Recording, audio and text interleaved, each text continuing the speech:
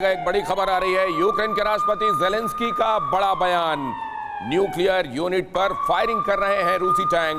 अब तक nuclear plant पर ऐसा हमला नहीं किया गया।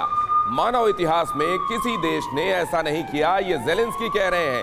सवाल ये भी है कि कहीं ऐसा तो नहीं है कि ज़ेलेंस्की एक पॉइंट प्रूव करने के लिए, क्योंकि यहाँ all is fair in love and war. मैं जानना चाहता हूं कि क्या यह भी मुमकिन है मेजर श्याम कि यहां पर असल में खुद एक पॉइंट प्रूव करने के लिए ज़ेलेंस्की या उनके सहयोगियों की तरफ से पावर प्लांट के किसी हिस्से में आग लगाई गई हो कि देखिए क्या किया जा रहा है रूस की तरफ से? नहीं, मेरे को लगता नहीं कि वो ऐसा इस हद तक जाएंगे और इतना ऑलरेडी ऐसा तो नहीं हुआ होगा। नहीं, लेकिन ये लगातार कहा जा रहा है कि यूक्रेन जो है वो इंफॉर्मेशन वॉरफेयर में कहीं आगे है रूस से। वो तो है, लेकिन इसमें नुकसान अगर आप देखें लॉन्ग टर्म में, इसमें नुकसान तो खुद का सबसे बड़ा नुकसान तो उन्हीं का ही है। नहीं, न्यूक्लियर पावर प्लांट के उस हिस्से में आग लगा दो जहां बहुत ज्यादा नुकसान नहीं होना है और उससे ये पॉइंट प्रूव कर दो कि देखिए इस तरह की फैसिलिटीज भी खतरे में है। दिनेश, आपको एक दिलचस्प बात बताऊं कि जो मेरी जानकारी, देखिए मनीष क्या कह रहे हैं उस पर, जो मेरी जानकारी है उसके मुताबिक रूसी लोग बहुत एक्साइटेड हैं ज़ेलेंस्की और यूक्रेन के विदेश मंत्री के इस पैनिक वाले बयान को लेकर। अब इसके क्या मायने हैं, आखिर रूसी क्यों इसको लेकर इतने उत्साहित हैं, ये हम अपने एक्सपर्ट से जानते हैं। मायना ये है इसका कि बहुत दिनों से आप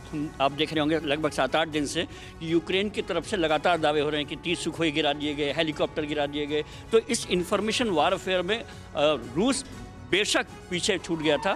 इस हमले के बाद से रूस अब और सारे रशिया को विलन बनाकर खुद सिंपैथी लेने की कोशिश हो रही है। प्लांट में आग लगने के बाद यूएस अलर्ट पर है। अमेरिका ने न्यूक्लियर रिस्पांस टीम को एक्टिव कर दिया है। अमेरिका इस पूरे मामले पर नजर बनाए हुए, और अभी हमने एक और खबर आपको दी थी जिसमें ज़ेलेंस्की ने एक बार फिर से जो बाइडेन से बात की है न्यूक्लियर प्लांट में जो धमाका हुआ है उसको लेकर के। संजय अग्रवाल सर, हमने देखा कि पहले ही ज़ेलेंस्की ने कहा है कि इस वक्त जो यूक्रेन में हमला किया जा रहा है रशिया की ओर से, पुतिन आतंकी प्रवृत्ति का हमला कर रहे हैं, आतंकी देश घोषित कर देना चाहिए। न्यूक्लियर प्लांट में जो आग लगी है वहां आग बुझाने नहीं दिया जा रहा है। ये सिचुएशन आपको कहां आगे बढ़ती हुई दिख रही है? देखिए, पुतिन साहब जो कर रहे हैं वो जो उन्होंने कहा था वही कर रहे हैं। 15 साल पहले कहा था, 3 महीने पहले कहा था, 1 महीने पहले कहा था, 4 दिन पहले कहा था, वही बात। वो अपनी बात से हटे नहीं। आज 9वां दिन है। लेकिन व्लादिमीर पुतिन ने तो ये भी कहा था ना कि हम जंग नहीं लड़ेंगे। मुझे अपनी ये बात खत्म कर ले। लेकिन आपकी की बात अग्रवाल साहब, मैं नहीं अग्रवाल साहब, आपकी की बात में एक बात बस जोड़ रहा हूँ। व्लादिमीर पुतिन ने ये कहा था कि जंग नहीं होगी। मैं बताऊं क्यों उन्होंने ये कहा था। हाँ, अगर आप मेरी बात मुझे कंप्लीट नहीं, आपकी की बात में मैंने एक बात जोड़ी है, जल्दी